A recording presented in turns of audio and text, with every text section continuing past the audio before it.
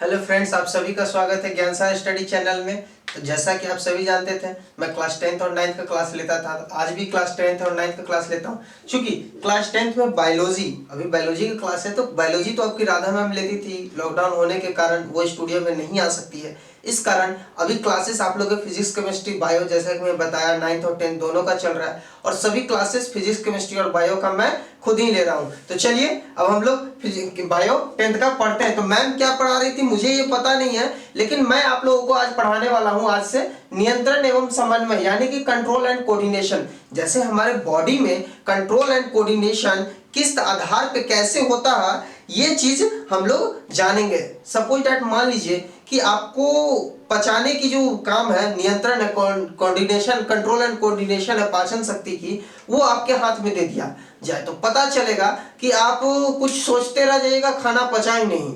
तो इस तरह की बहुत सारी घटनाएं, बहुत सारी बातों को ध्यान में रख के कंट्रोल एंड कोऑर्डिनेशन जिन्होंने बॉडी को बनाया, उन्होंने कुछ ऐसा सिस्टम ही इसमें एडजस्ट किया है कि आपको कुछ नहीं करना, वो खुद ऑटोमेटिक होते रहेगा। तो वही ये कह रहा है कि कंट्रोल एंड कोऑर्डिनेशन जो होता है, इस चीजों को आप थोड़ा सा समझ सकते, अगर कोशिश कीजिएगा तो आसानी से समझ जाइएगा। देखिए थोड़ा समझते हैं। अब कहता है विभिन्न स्तर के जीवों में समन्वय एवं नियंत्रण, यानी अलग अलग तरह के डिफरेंट टाइप में एक कोशिकीय जीव जैसे अमीबा, पैरामीशियम और क्लेमाइडोमोनस, तो ये सब जो एक कोशिकीय जीव होते हैं, इसमें जितना भी कंट्रोल एंड कोऑर्डिनेशन का काम होता है, खाना पचाना, खाना, सोचना, प्रजनन करना, जितने भी कार्य होते हैं वो सभी एक ही कोशिका के द्वारा संपन्न किए जाते हैं। फिर हमारा आता है बहुकोशिकीय।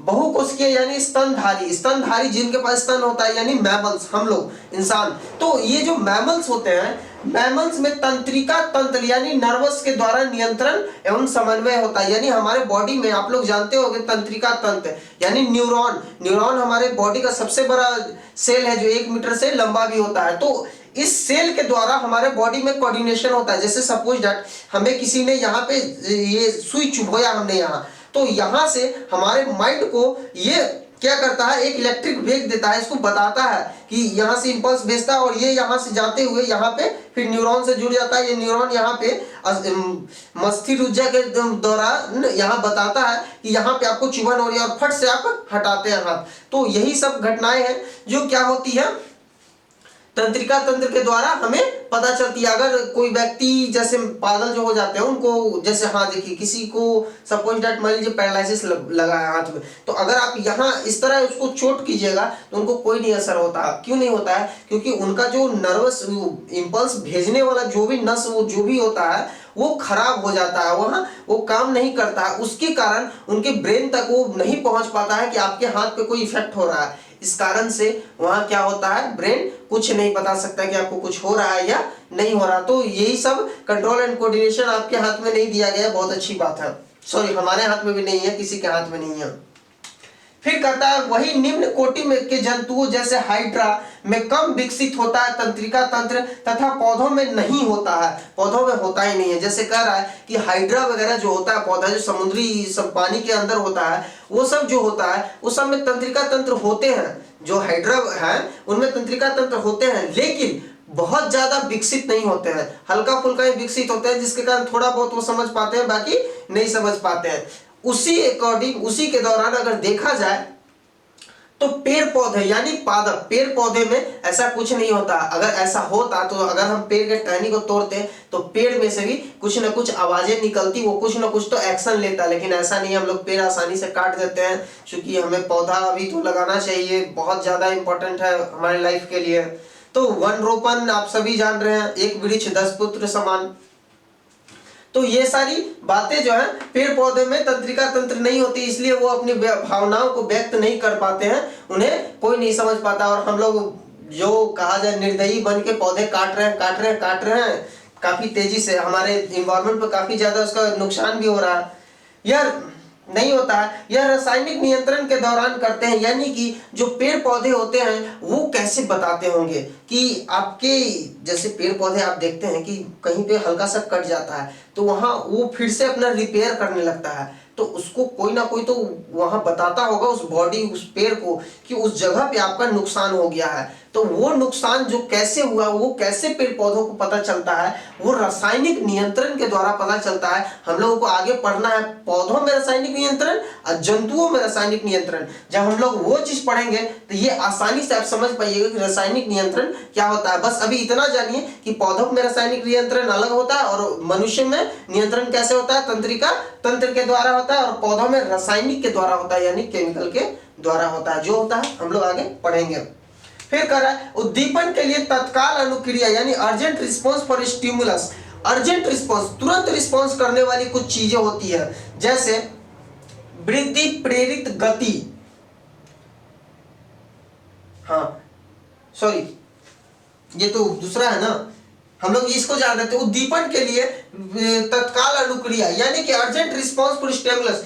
कुछ ऐसे भी होते हैं पेड़ पौधे जो तुरंत रिस्पॉन्स करते हैं, जैसे कि छुई मुई का पौधा। छुई मुई का पौधा जो होता है, जब हम उसे टच करते हैं यानी स्पर्श करते हैं तो क्या होता है, वो मुरझा, वो अपने आप को बंद करके और झुक जाता है। उसका कारण ये होता है कि उसमें जैसे ही इसको हम स्पर्श करते हैं तब वह क्या करती है, अपने जल की मात्रा को बदल लेती है। उसके अंदर मौजूद जल की मात्रा को अब वो कम करती है, ये ज्यादा करती है, ये तो नहीं बता सकते, लेकिन आप लोग सोच भी सकते हैं। अगर कम करेगी तो उड़ने लगेगी और ज्यादा करेगी तो नीचे झुक जाएगी। तो वही करती है, वो मात्रा को बढ़ा लेती है, कम करती है, वो अपने मात्रा में चेंजिंग करती है, जिसके कारण क्या होता है, वो पत्ते आपस में सिकुड़ कर कम हो, नीचे की ओर झुक जाते हैं। कह सकते हैं कम ही करती है, तभी तो वो पत्ता सिकुड़ जाता है। जैसे ही कम होता है पत्ता क्या होता है, मुरझा जाता है, मुरझाने की कगार पे आती है और उसके बाद झुक जाती है। तो ये कह सकते हैं हम कि छुई मुई का पौधा को जब हम छूते हैं तो वो अपने जल की मात्रा को कम कर लेती है, उसके कारण वो झुक जाता है पत्ती।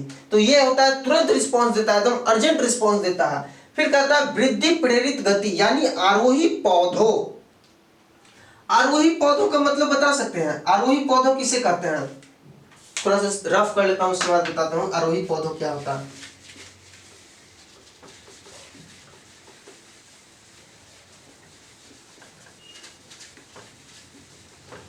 आरोही पौधों का मतलब देखिए, समझिए, जैसे कर आरोही पौधा उस तरह जो क्लाइंबिंग ट्री होता है यानी लत्तर वाला पेड़ पौधा होता है, उसमें क्या होता है, लत्तर वाले पेड़ पौधा में देखिए, जैसे मैं मानता हूं कि यहाँ दो सपोर्ट हमने दिया, यहाँ पे क्या है, एक पेड़ है, ठीक, इसमें कुछ पत्तियां हैं इस तरह, ये टहनियां हैं, ये कुछ इस तरह है।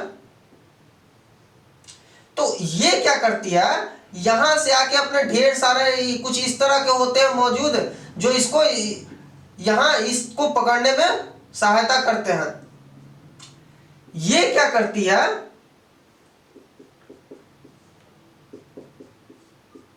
इसको मान लेते हैं मटर का पौधा। ये क्या करती है, ये कुछ इस तरह का इसमें से निकलता है क्लाइंबिंग ट्री में। ये क्या करते हैं, अपने सपोर्ट लेके, किसी का सपोर्ट लेके ऊपर आगे की ओर बढ़ते हैं, और ये बढ़ते हैं, इनका खास बात ये होता है कि ये पोर्शन जो है, ये पोर्शन इनका फिर आगे नहीं विकसित हो पाता है। ये पोर्शन इनका जितना है बस पकड़ लिया, उतना ही पे रह जाता है। लेकिन उसके बाद इनका जो ये पोर्शन है, ये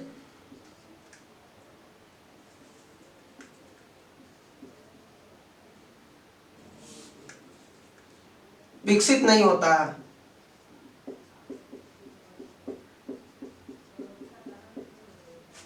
और ये पोर्शन जो है विकसित होता है।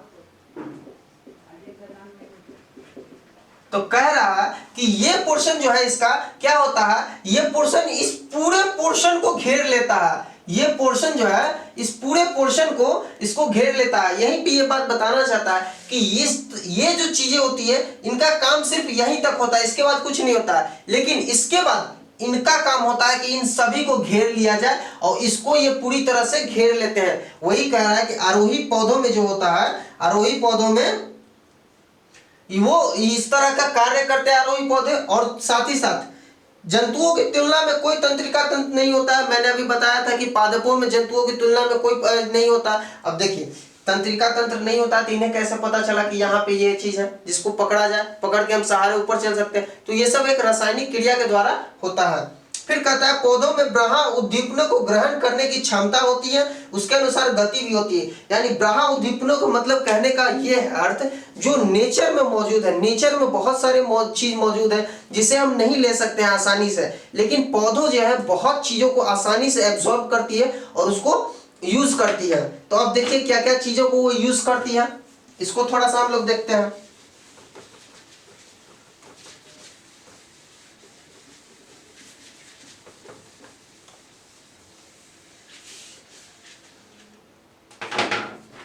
फिर कहता है पौधों में ऐसे गति को अनुवर्तन या ट्रोपिज्म यानी ट्रोपिज्म मूवमेंट कहते हैं। किस तरह की गति का?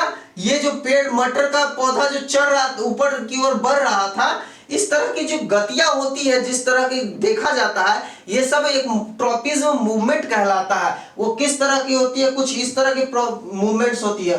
पहला प्रकाश अनुवर्तन। प्रकाश अनुवर्तन किस तरह का मूवमेंट होता है? सपोज दैट मान लीजिए ये एक बॉक्स लिया आपने, यहां एक पौधा लगाइए, एक यहां एक यहां, ठीक, ये लगा हुआ है, खांचा बना हुआ है इस तरह से। यहां पे कुछ इस तरह का खुला है, यहां पे कुछ इस तरह का खुला है, यहां ये पूरा खुला है, यहां सनलाइट आ रहा है। तो यहां पे जो पौधा होगा वो कुछ इस तरह जाएगा, ठीक। अगले पार्ट में आप देखिएगा इसको, तो आप क्या देखिएगा, मतलब हम लोग क्या देखेंगे कि ये पौधा यहां से यहां चला आया और यहां तक सनलाइट है। यानी यही चीज ये बताना चाहता है कि प्रकाश अनुवर्तन में पौधे जो है वो प्रकाश यानी कि धूप लाइट की तरफ भागते हैं। उनको जिधर भी रख दीजिए वो क्या करेंगे, निकल के आपको सीधे लाइट की तरफ जाएंगे। तो ये चीज प्रकाश अनुवर्तन के कारण होता है, यानी कि फोटोट्रोपिज्म के कारण होता है। फिर कहता है गुरुत्वानुवर्तन। गुरुत्वानुवर्तन क्या होता है इसको समझिए।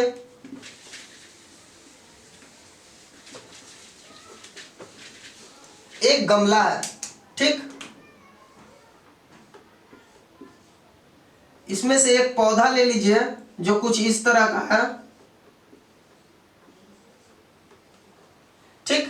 इसको हमने, ये पहला है। फिर उसके बाद क्या होता है, इसमें कुछ जड़ें हैं, इसकी रूट्स भी हैं, और ये लीफ है, ये पत्तियां हैं। फिर अगले पार्ट में आप क्या देखिएगा, अगले पार्ट में हम लोग देखते हैं कि इसकी जो जड़ें हैं कुछ इस तरह हो जाती है और इसकी जो ये पत्तियां हैं कुछ इस तरह हो जाती है। तो कहने का अर्थ यह है कि गुरुत्वानुवर्तन में क्या होता है कि उसकी जो जड़ें हैं वो नीचे की ओर यानी गुरुत्वाकर्षण को फॉलो करती है, लेकिन उसकी जो पत्तियां हैं यानी जो लीफ है वो गुरुत्वाकर्षण को फॉलो नहीं करती है। इसमें यही चीज बताया गया था कि कुछ चीजें गुरुत्वानुकर्षण के अकॉर्डिंग होती है, यानी कि उसकी जड़ें जो कार्य करती है वो गुरुत्वानुकर्षण के काम करती है, और पत्तियां जो है उसके अकॉर्डिंग काम नहीं करती। पत्तियां मैंने पीछे भी बताया था किसके अनुसार, प्रकाश अनुवर्तन के कारण करती है, ये जियोट्रोपिज्म के कारण होता है। फिर हमारा है रासायनिक अनुवर्तन। हम लोग को आगे पढ़ना भी है रासायनिक अनुवर्तन, सॉरी रासायनिक पर समन्वय। अब देखिए ये रासायनिक अनुवर्तन क्या है। रासायनिक अनुवर्तन कह रहे हैं कि कुछ घटनाएं, जैसे कि फल जो लगता है वो एक रासायनिक अनुवर्तन के कारण ही लगता है। वो एक क्या बोलते हैं उसको, प्रजनन के कारण होता है। वो प्रजनन चैप्टर में हम लोग को पूरे डिटेल्स में पढ़ना है कैसे कैसे होता है। अभी थोड़ा सा शॉर्ट में पढ़िए। कह रहा है पराग कण से निकलने वाली पराग नलिका यानी पॉलन ट्यूब की बीजांड में होने वाली गति इस प्रकार का अनुवर्तन करती है। यानी कि एक मेल और एक फीमेल, पौधों में भी मेल फीमेल होता है। ये चीजें मेल फीमेल फ्लावर मिलके क्या होती हैं, वो फर्टिलाइजेशन करती है और उसके बाद एक फल का निर्माण होता है जिसकी कुछ नाम है। वो फर्टिलाइजेशन के कुछ अंग है, ये पराग नलिका, बीजांड, ये उस चीज में आप लोगों को डिटेल में पढ़ना है। इसमें जो रिएक्शंस होती हैं वो रिएक्शंस, जैसे फर्टिलाइजेशन होता है इन किसी भी चीजों में, तो उसमें कुछ केमिकल रिएक्शंस होती हैं, तो वो केमिकल रिएक्शंस ही होती है जिसको हम लोग रासायनिक अनुवर्तन कहते हैं। और ये केमिकल रिएक्शन जो संपूर्ण होती है वो रासायनिक अनुवर्तन के कारण होती है, तो इसको हम लोग केमोट्रोपिज्म कहते हैं, ठीक। फिर कहता है जलानुवर्तन। यानी कि जलानुवर्तन क्या होता है, ये चीज भी थोड़ा देखिए अच्छे से।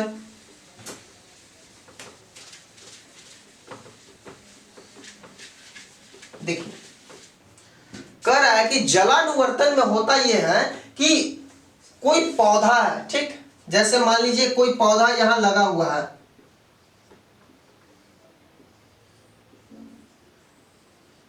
और यहां क्या है, पानी है पूरा,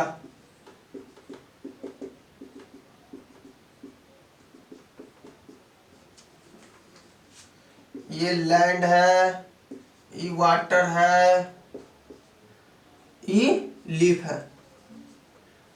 ये पत्तियां क्या करेगी, आगे बढ़ती है और कुछ इस तरह पानी पे आ जाती है।